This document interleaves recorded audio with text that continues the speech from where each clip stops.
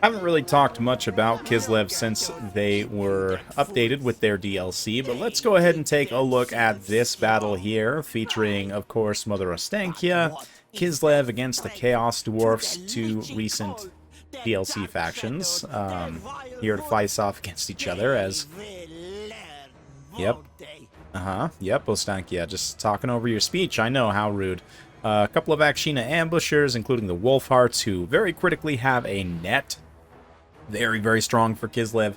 Will come in handy in a multitude of different builds, although they are quite expensive. So let's see how they're able to do here. Some Winged Lancers, Armored Cossars with great weapons up front. We've got a Patriarch to support the Oath Brothers with some healing. And that's basically it. A couple of Winged Lancers scattered around as well. Cossar Spears on the flanks.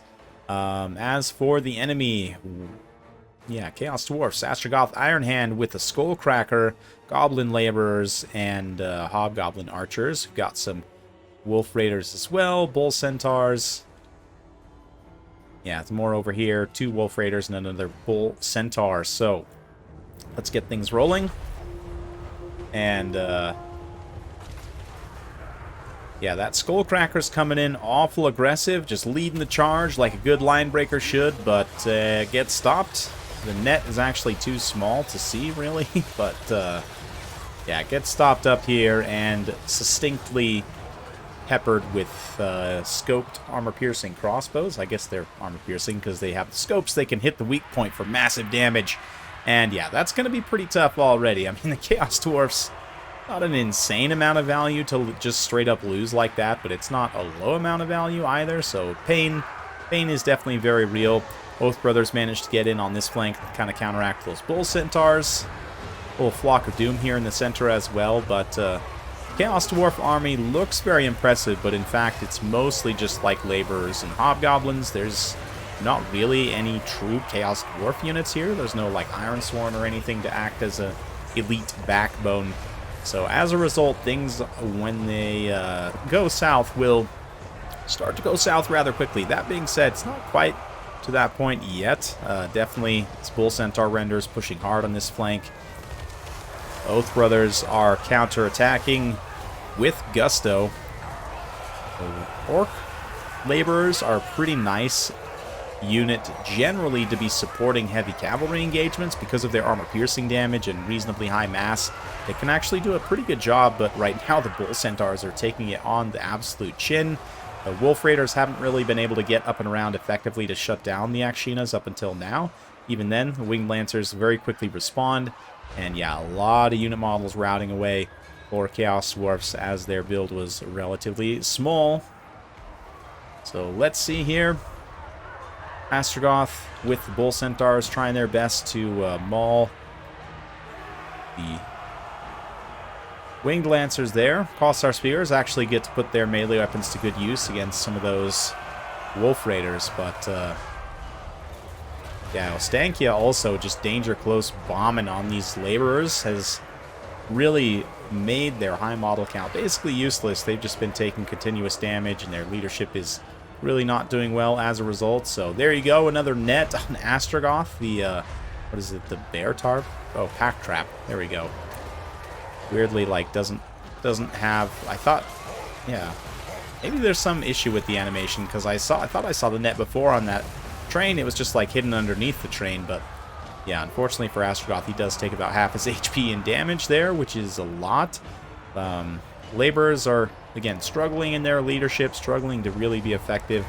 As a support unit, they're great, but just relying on them for a full-on front line, as we can see here, can sometimes lead you to some serious leadership issues. But Laborers are going to try their best, help out Astrogoth here. Do some armor-piercing damage to those armored Cossars. Yeah, they didn't have such leadership issues. Would actually probably trade okay in that fight, but it's a relatively quick one for today. Unfortunately, I don't have a lot of time to record a lot of videos before I leave for my honeymoon, which is, you guys are watching this while I'm on my honeymoon, probably towards the end of it. But yeah, reasonably quick one today. Sometimes the battles do go that way. And rare, though, I feel like, for a Chaos Dwarfs battle to go that quickly.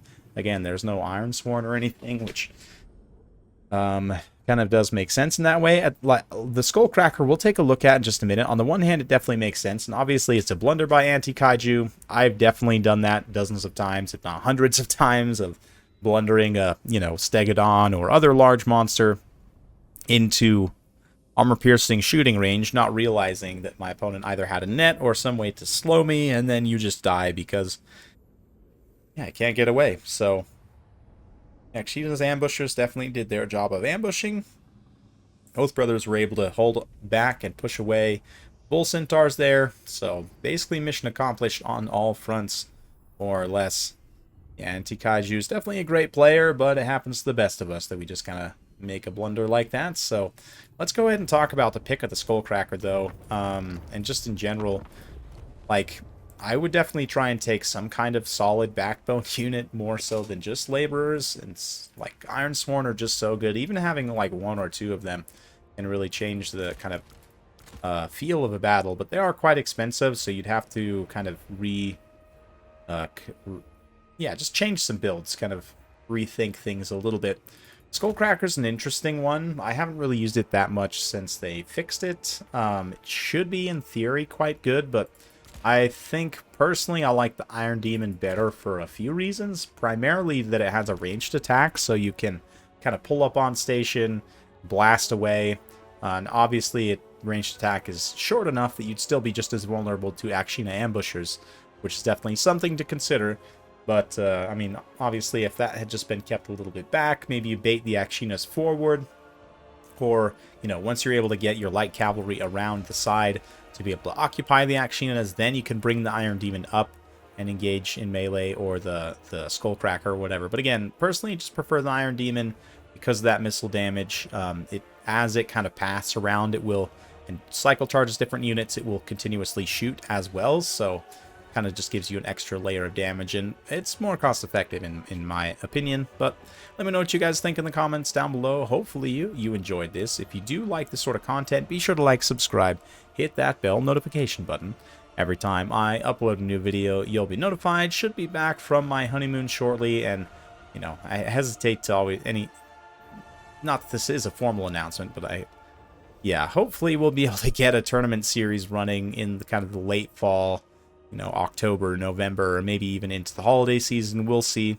But it's been too long since I've run any kind of tournament series, and I definitely feel the need to. After all of this wedding shenanigans, honeymoon stuff is all done and over with, I should have some free time to get cracking on it. So keep your eye on my Discord for announcements to that effect if you're interested in some land battles tournaments. I haven't decided yet. Probably will be land battles with caps just to make my life easier.